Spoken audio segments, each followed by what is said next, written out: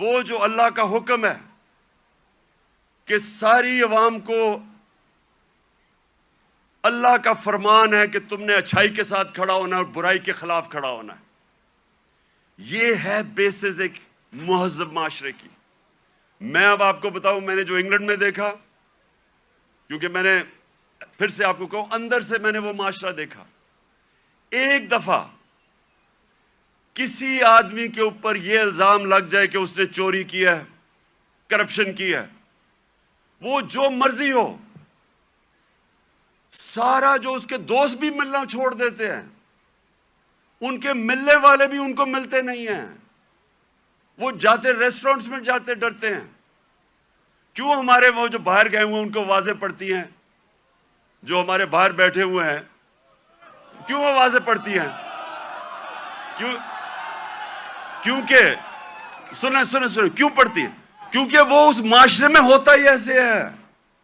اگر کسی کے اوپر یہ لگ جائے کہ اس نے پبلک کا پیسہ چوری کیا ہے، کرپشن کا مطلب ہوتا ہے پبلک کا پیسہ چوری کرنا، وہ کہیں نکل ہی نہیں سکتا، کیونکہ وہ قوم امر بالمعروف پہ چلتی ہے۔ ایک میں آپ کو مثال دیتا ہوں، امریکہ کے اندر ایک تھا برنی میڈوف، اربوں ڈالر پتی تھا، ساری سوسائٹی میں سارے بڑے بڑے فلم سٹارز سوسائٹی کے سارے اس کے سے ملتے تھے، تصویریں کھچاتے تھے، امیر ترین امریکہ کا آدمی تھا۔ اس کے اوپر فلم بھی بنی ہوئی ہے نیٹ فلکس پہ۔ وہ برنی میڈوف کئی سالوں کے بعد پتا چلا جناب اس نے فراڈ سے پیسہ بنایا تھا، پتا چلا کہ اس نے فراڈ سے پیسہ بنایا تھا۔ لوگوں کو تو چھوڑے نا کہ لوگ اس سے سارے دنیا بھاگ گئی اور وہ جیل میں چلا گیا، اس کی بیوی نے اس کو طلاق دے دی، اس کے ایک بیٹے نے خودکشی کر لی کہ میں دنیا کے سامنے نہیں جا سکتا، اس کا دوسرا بیٹا گھر کے اندر بند ہو گیا، 2 سال میں بیمار ہو کے مر گیا، کیونکہ ہم پبلک کے سامنے کیسے جائیں گے۔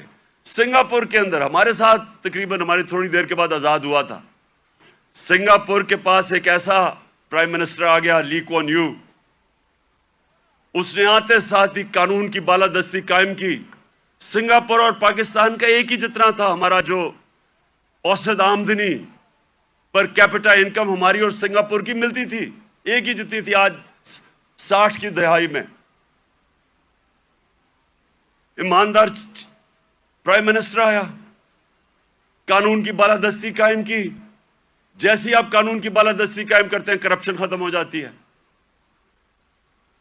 وہ سنگاپور کا ایک منسٹر، اس کا اپنا دوست تھا، وہ پکڑا گیا کرپشن میں۔ اس دوست کو، وہ پرائم منسٹر کا دوست تھا، جیسے ہی وہ پکڑا گیا اسے پتا تھا کہ میں اب بچ نہیں سکتا، حالانکہ میں پرائم منسٹر کا دوست ہوں، اس نے خودکشی کر لی کہ اب میں معاشرے میں کیسے جاؤں گا، کیونکہ معاشرے میں امر بالمعروف ہے، عوام کھڑی ہو جاتی ہے اچھائی کے ساتھ۔ وہی سنگاپور، اب یہ سوچیں، ہم اور سنگاپور ایک ہی جگہ تھے 60 کی دہائی میں، آج وہ ہمارا کتنا پر کیپٹا انکم ہے، اوسط آمدنی آج پاکستان میرے خیال میں $2,500 ہو گیا، 3,000، مجھے ابھی پورا ایگزیکٹ نہیں پتا۔ سنگاپور میں $60,000 پر کیپٹا انکم ہے، اوسط آمدنی۔ تو پہلے انصاف اور اس کے بعد خوشحالی اور معاشرے کی ذمہ داری ڈال دی میرے نبی صلی اللہ علیہ وسلم نے امر بالمعروف پہ۔ تیسری چیز، انہوں نے اپنے معاشرے کے اندر مدینہ کی ریاست میں کیا کیا؟ تعلیم کی ایمرجنسی لگا دی۔ جنگ بدر کے بعد جو قیدی مکہ کے قیدی تھے ان کو واپس کے پیسے لے سکتے تھے،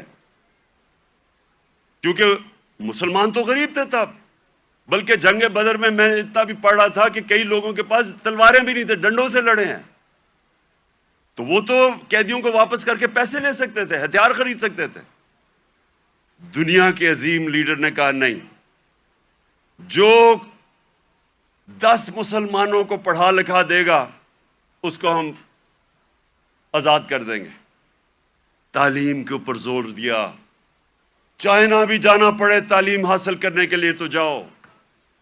جب سے تم پیدا ہوتے ہو اور جب تک قبر میں نہیں جاتے علم حاصل کرو. اس لیے صدیوں تک ٹاپ سائنسدان مسلمان تھے. تعلیم کے بغیر معاشرہ اوپر نہیں جاتا.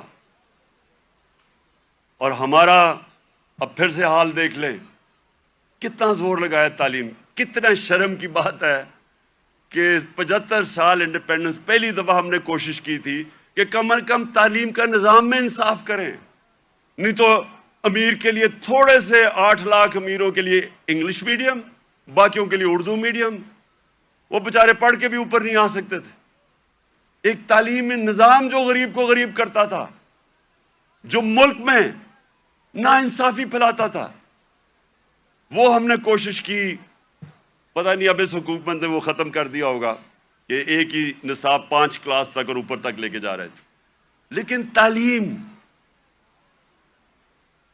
یہ تیسری چیز میرے نبی صلی اللہ علیہ وسلم نے مدینہ میں کہا. تعلیم کے اوپر انہوں نے زور دیا, جس کی وجہ سے مسلمان اوپر گیا.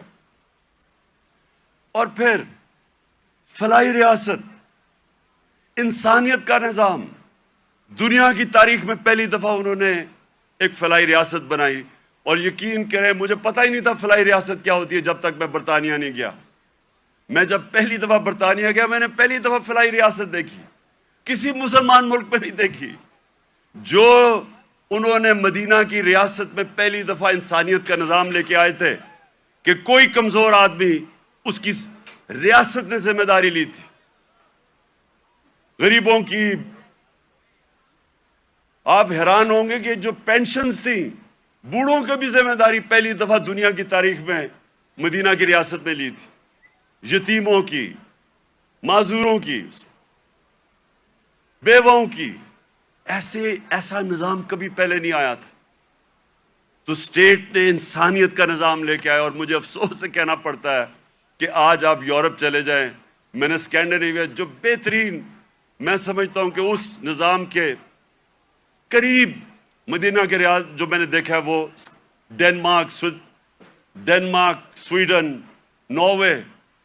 آپ وہاں دیکھیں, آپ اپنے پاکستانی رہتے ہیں وہاں, ان سے پوچھیں تو صحیح کہ انسانیت کیا ہوتی ہے. میں بار بار کہتا ہوں وہ اپنے جانوروں کا ہمارے سے بہتر دھیان رکھتے ہیں.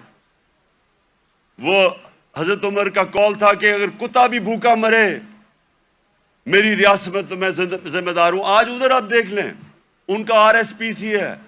کتے آپ کو سڑکوں پہ نہیں نظر آئیں گے, وہ ان کو ہومز دیتے ہیں, ان کو کھلاتے ہیں پلاتے ہیں. یعنی وہ جو ہم نے دنیا میں شروع کیا تھا, جو میرے نبی صلی اللہ علیہ وسلم نے انسانیت کا نظام دنیا میں شروع کیا تھا, وہ آج ان ملکوں میں مل رہے ہیں جو مسلمان نہیں.